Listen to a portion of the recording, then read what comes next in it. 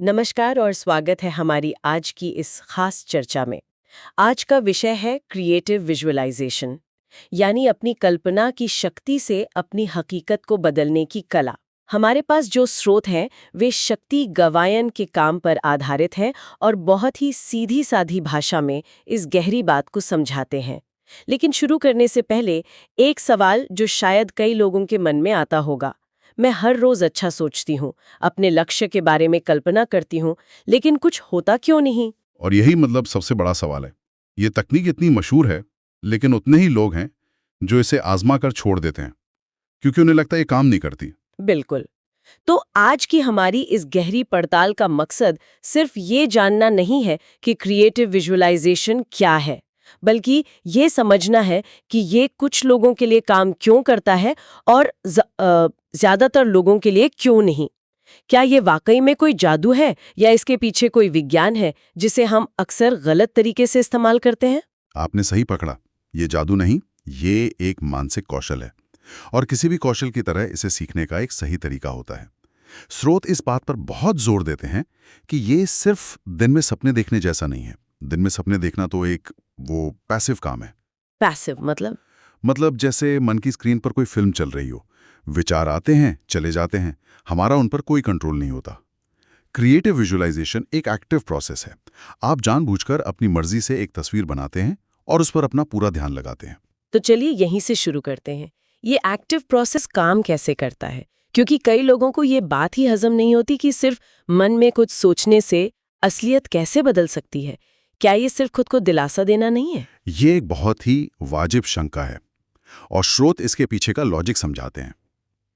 देखिए, हमारा दिमाग असलियत और बहुत ही गहरी भावनाओं से भरी कल्पना के बीच ज्यादा फर्क नहीं कर पाता।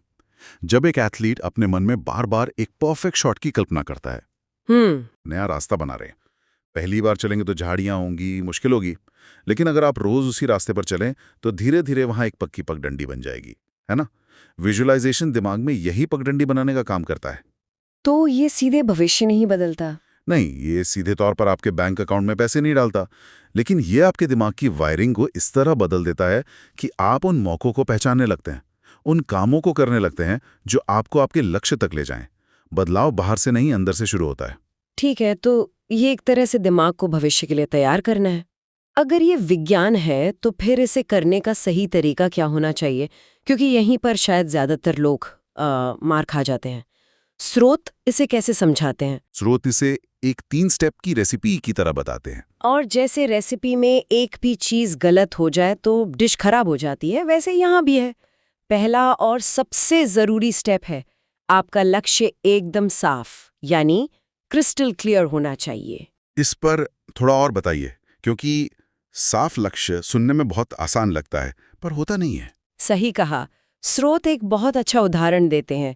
ज्यादातर लोग सोचते हैं मैं कामयाब होना चाहता हूँ या मैं खुश रहना चाहता हूँ। ये लक्ष्य नहीं है, ये तो बस इच्छाएं हैं, बहुत धुंधली है।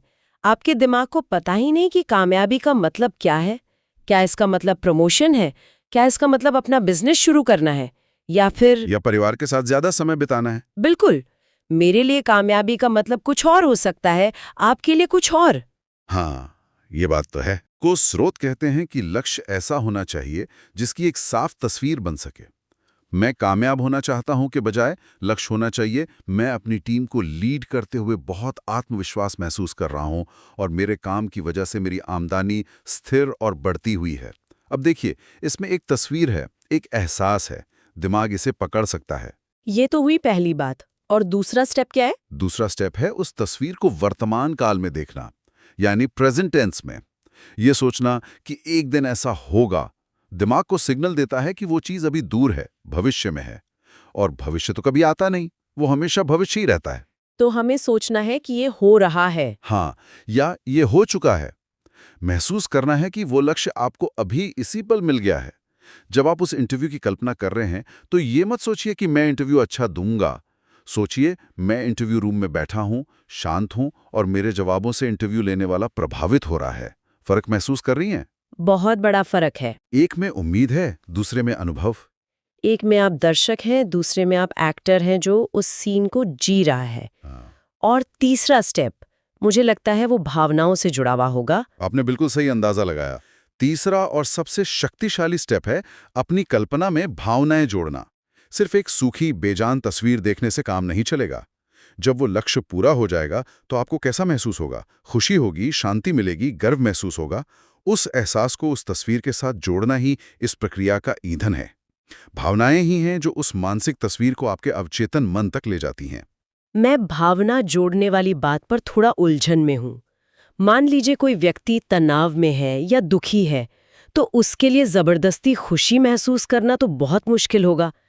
क्या इसका मतलब है कि अगर कोई अच्छा महसूस नहीं कर पा रहा तो विजुअलाइजेशन काम ही नहीं करेगा? ये बहुत ही जरूरी सवाल है और ये एक आम समस्या है।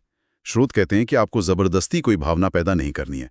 इसका तरीका नहीं है कि आप याद करें कि वो भावना कैसी होती है। याद करें अपनी जिंदगी का कोई पल जब आप सच में खुश थे या बहुत शांत महसूस कर रहे थे। उस एहसास को याद करें और फिर उसे अपनी कल्पना वाली तस्वीर पर धीरे से ओढ़ दें। ये नकली खुशी नहीं है, ये एक जानी पहचानी भावना को एक नई तस्वीर से जोड़ना है। अच्छा। साफ लक्ष्य, वर्तमान काल का एहसास और सच्ची भावना, जब ये तीनों मिलते हैं तब विजुअलाइजेशन की प्रक्रिया पूरी होती है। ये तो पूरा तरीका समझ आ गया, लेकिन इसे रोजमर्रा की जिंदगी में कैसे शामिल करें? क्या इसके लिए कोई खास अभ्यास हैं जिनका जिक्र स्रोत में है? हाँ, स्रोत कुछ बहुत ही सरल लेकिन असरदार अभ्यास बताते हैं। एक है golden light exercise. Golden light? हाँ, इसमें बस कुछ मिनट आंखें बंद करके ये कल्पना करनी है कि आपके चारों ओर एक सुनहरी चमकती हुई रोशनी का गोला है। ये रोशनी आपको बाहरी नकारात्मकता से बचा रही है और आपके अंदर आत्मविश्वास और शांति भर रही है। ये एक तरह का मानसिक कवच बनाने जैसा है। ये तो दिन में कभी भी किया जा सकता है, खासकर किसी जरूरी मीटिंग या काम से पहले। बिल्कुल। दूसरा अभ्यास है आइडियल डे विजुअलाइजेशन। इसमें आप सुबह उठकर या रात को सोने से पहले अपने एक आदर्श दिन की कल्पना करते हैं। सुबह उठने से लेकर रात को सोने तक आप कैसा महसूस कर रहे हैं, आप क्या काम कर रहे हैं, लोगों से कैसे बात कर रहे हैं, सब कुछ। ये आपके दिमाग को एक ब्लूप्रिंट देता है कि आपको अपना दिन कैसा चाहिए। और तीसरा जो बहुत लोकप्रिय है वो है एफर्मेशन के साथ विजुअलाइजेशन, यानी मुस्बत बातें दोहराना। हाँ, लेकिन सिर्फ दोहराना नहीं। जैसे अगर आपका एफर्मेशन है मैं शांत और आत्मविश्वासी हूं, तो सिर्फ इन शब्दों को रटना नहीं है। इन शब्दों को बोलते हुए उस शांति और आत्मविश्वास को महसूस भी करना है। शब्द और भावना का मेल जरूरी है। ये सब सुनने में बहुत अच्छा लग रहा है, लेकिन अब आते हैं उस सवाल पर जहां से हमने शुरू किया था, गलतियां। लोग कहाँ चूक जाते हैं? स्रोत आम गलतियों के बारे में क्या बताते हैं? स्रोत 4 मुख्य गलतियों की बात करते हैं। पहली और सबसे आम गलती है बहुत ज्यादा जोर लगाना, मतलब जबरदस्ती कोशिश करना। लोग सोचते हैं कि जितनी ज्यादा मेहनत से सोचेंगे उतनी जल्दी परिणाम मिलेगा, लेकिन ये प्रक्रिया तनाव से नहीं, शांति से काम करती है। ये तो ऐसा हुआ जैसे कोई मुट्ठी में रेत को जोर से पकड़ने की कोशिश कर रहा हो और वो फिसल जाए। बहुत अच्छी उपमा है, बिल्कुल। दूसरी गलती है डर के साथ कल्पना करना। आप कल्पना तो कर रहे हैं कि आपको प्रमोशन मिल गया है, लेकिन मन के किसी कोने में एक आवाज कह रही है, लेकिन अगर नहीं मिला तो? अगर मैं इसके काबिल नहीं हुआ तो? हाँ, ये दिमाग को मिक्स सिग्नल देने जैसा है। आप एक कदम आगे बढ़ा रहे हैं और एक कदम पीछे खींच रहे हैं। और तीसरी गलती शायद अधीरता होगी, तुरंत परिणाम की उम्मीद करना। बिल्कुल।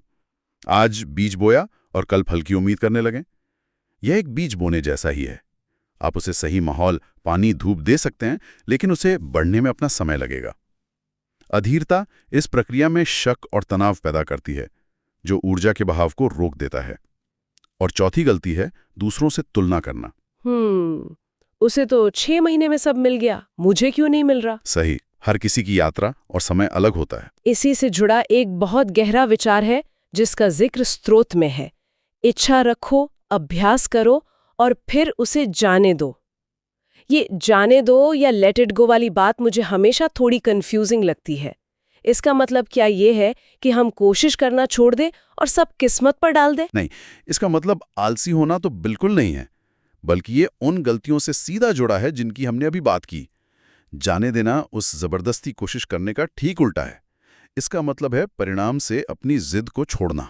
मतलब काम करो लेकिन फल की चिंता मत करो, जैसा गीता में कहा गया है। आप इसे वैसा समझ सकते हैं। जब कोई इंसान परिणाम से बहुत ज्यादा चिपक जाता है तो वो एक डर और तनाव की ऊर्जा पैदा करता है। अगर ये नहीं मिला तो मेरी जिंदगी बर्बाद हो जाएगी। ये सोच ही अपने आप में एक ब्लॉकेज है। अच्छा। जाने देने का मतलब है अपना सबसे अच्छा प्रयास करना, रोज अभ्यास करना और फिर ब्रह्मांड या उस प्रक्रिया पर भरोसा करना है कि जो आपके लिए सबसे सही है वो सही समय पर सही तरीके से आपको मिलेगा। हो सकता है वो ठीक वैसा ना हो जैसा आपने सोचा था, बल्कि उससे भी बेहतर हो। यह चिंता को भरोसे से बदलने की कला है। तो अगर हम इस पूरी चर्चा को समेटें तो उस सवाल का जवाब क्या है, ये काम क्यों नहीं करता? इसका मतलब है कि लोग अक्सर इसे एक जादुई बटन समझते हैं, जबकि ये एक कौशल है जिसे सही तरीके से सीखने और अभ्यास करने की जरूरत है। बिल्कुल, ये एक मानसिक जिम जाने जैसा है। पहले दिन जाकर आप बॉडी बिल्डर नहीं बन सकते। आपको लगातार सही तरीके से और धैर्य के साथ अभ्यास करना होगा।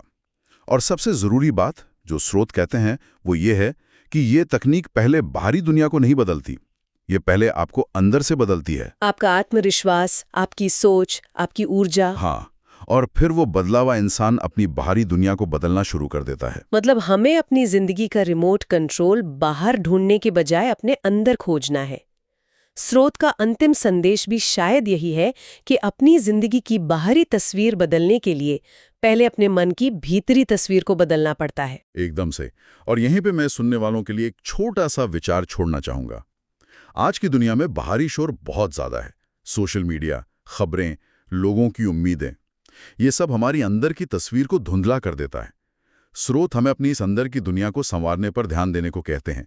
तो आज इस चर्चा के बाद कोई भी अपनी अंदर की तस्वीर को थोड़ा सा साफ और शांत करने के लिए सबसे छोटा कौन सा एक कदम उठा सकता है? शायद इसकी शुरुआत बस 2 मिनट शांति से बैठकर अपने चारों ओर उस सुनहरी रोशनी की कल्पना करने से हो सकती है, जिसका हमने जिक्र किया था। कोई बड़ा लक्ष्य नहीं, कोई दबाव नहीं, बस अपनी आंतरिक दुनिया को थोड़ा सा समय देने का एक छोटा सरल सा इरादा।